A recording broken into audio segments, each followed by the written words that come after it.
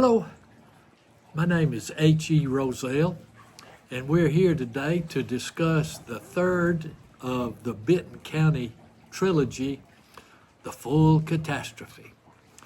And I thought I would give you something to look at besides just my old head and maybe some boats and things out here. We're on location down in Orange Beach, Alabama, but it is a dark and blustery day in October, and I don't think we're going to see any boats go by. So, in discussing the backstory of the full catastrophe, it's hard for a liberal, bleeding heart, progressive to write a truly sinister character. You know, you can give him all the bad character traits and you can have him committing terrible acts. But when you start fleshing the character out and getting into his past and everything, there's always more to it than that. And like Jeffrey Dahmer, you remember he was a bad guy. And while he was on death row, they had a lot of psychologists to try to figure out what was the matter with this guy. And growing up, he had been isolated, he had been subjected to violence, and he had gotten several blows on the prefrontal cortex, and that's what kind of controls your control, and that's where you get empathy. And so if you have any empathy at all, as you flesh out the characters, you're going to start, when you give them personality traits, and you try to see why he's doing these bad things, and you kind of almost start feeling sorry for him. And as an aside, I think that may be, if you want to know the difference between a liberal and a conservative, some people say that it's the degree of empathy you have and how far it extends out from your core group. It's like I'm married to this woman, and if she sees starving children in Africa, she's going to write a check to feed the children, because those children in Africa or Palestine or wherever, that breaks her heart. But then you'll hear other people say, well, we got enough trouble over here. We don't need to be feeding no starving children. And so, that I may be a little biased, but I think empathy is one way to try to decide if if I am a liberal or conservative. I may be all wrong. I'm not a psychologist. So in this story, I was determined. I had tried to write bad characters, and I always start feeling sorry for them. So I said, what I'm going to do is I'm going to create such an awful character that I won't feel sorry for him and nobody else will. He is just going to be truly evil, like Stephen King can do. Of course, I'm not like Stephen King, but I did want to create a monster. Now, this character in The Full Catastrophe, I had him committing some terrible acts, but there's one particular act that he carries out that my wife, who's also my first editor, she read it one time and she said, never again will I ever read those pages. It upset her. So, what does it take to make a terrible person? Well, there are three main impediments to clear and rational thinking in Eddieland. The first is a person could be crazy. He could be a sociopath, he might be a psychopath, he could be schizophrenic, he could be delusional, and that would allow him to do terrible things. And a person might be ignorant. He just doesn't know anything. He doesn't have any boundaries because he's never studied, never read a book in his life. And I have kind of a theory is the less you know, the less you want to know. If you don't know much, you're not going to be trying to find out more things. And on the other hand, the more you know, the more you study and the more you read, the more you keep wanting to learn new stuff. And then the third impediment to clear thinking is just dumb, sub-average IQ. And that kind of keeps you in your own little world and allows you to do bad things. Dumb people are more susceptible to like conspiracy theories and things like that because they don't have any way to vet those theories. So with today's medication and therapy, crazy, and we all know a lot of crazy people. I think I'm a little crazy. But with today's medication and therapy, you can do a lot to help crazy. And knowledge is the cure for ignorance. You find an ignorant person, and if you can get them to study and read and tell them things, then they'll cure that ignorance. But dumb ain't a damn thing you can do about it. So the villain of this story is afflicted with all three of those character traits. He is crazy, he's ignorant, and he's dumb as hell.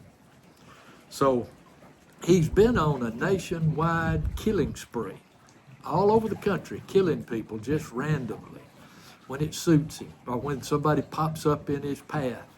And two of our reoccurring characters, Winston and Sadie, have decided that they're going to track him down. And their pursuit around the country is an allegorical odyssey. And it's kind of like, I don't know if you've read The Road by Cormac McCarthy. That's, I was trying to do a little something like that because I'm no kind of writer like he is. But if you've read The Road, and they may have made a movie about that, that is the gloomiest, darkest, saddest. There's not a bright moment in that whole book. You can turn every page and there's not a ray of sunshine. But my book, we've got a lot of fun things going on. So I beat him on that. And so to start with, on their journey, one of the first places they visit, because we want to get to, ignorant, dumb, crazy on this allegory, is there's a county in Mississippi, Issaquah County, that has no board of education. The children in that county have to be bused out of the county to go to school. I think there's a private school there, one of these for white Christian, that kind of school. But most of the kids, they have to be bused out. And so I thought, as far as ignorance, it's kind of hard not to be a little ignorant in a county where there's not enough, they don't value education enough to have their own board of education. I may be being hard on it. If I am, I apologize. And then they also visit, for the dumb part, there's a town, Pitcher, Oklahoma. And there's a teacher there. It's always a teacher saving the day. And she got to studying that her students were, every year they were scoring lower on standardized achievement tests than the other kids in the county and the other kids in the state and the other kids in the country. There was something wrong. And they finally realized that the town was established on an old lead mine. And they've been drinking water and breathing the air from this lead mine, and it had lowered the intelligence level on some of the kids. Now, if you're watching this and you're from Pitcher, you're probably pretty smart. But just across the board, the IQ was a little lower. So that's where I got in the dumb part. And I feel a little bad about saying that now. But, and then I've got to apologize for this one too.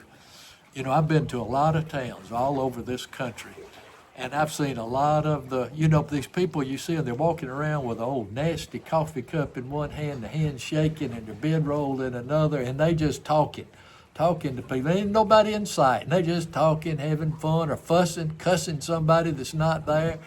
And most big towns have people like that.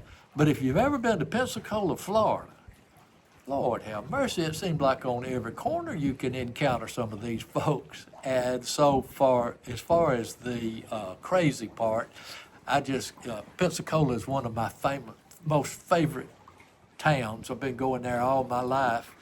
And so I let Pensacola be symbolic for the crazy part.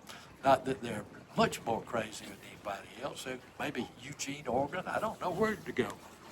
So on this Odyssey, they meet a lot of characters, and most of them are lovable characters.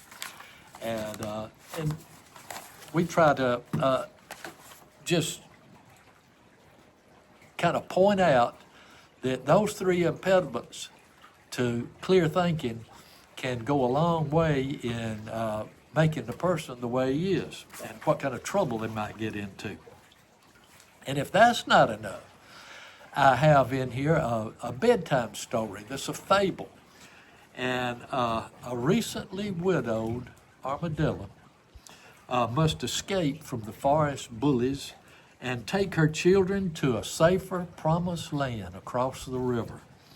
And along the way, she has to face Tucker the Cottonmouth and Miss Alligator and deal with a self-described stable genius who is a narcissistic turtle. And I think that's a pretty cute little story. I'd like to get a children's story made out of that. And also in this book are embedded little teasers that, I didn't have to do as much studying on history, and I didn't have to, I didn't have to do as much background work on this, so I got in trouble. I was just sticking little things in that I thought was interesting. I was having fun with it anyway. Like, you may run across a lady and read her name, and it's Truman Capote's mother. So you wouldn't expect to find her in this book.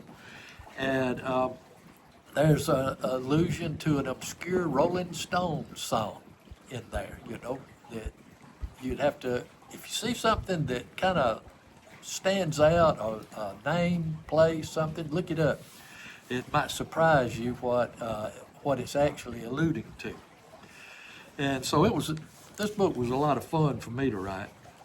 So the full Catastrophe is the last of the Benton County Trilogy. But don't panic. There are 2 more novels yet to come and a book of short stories. So stay tuned.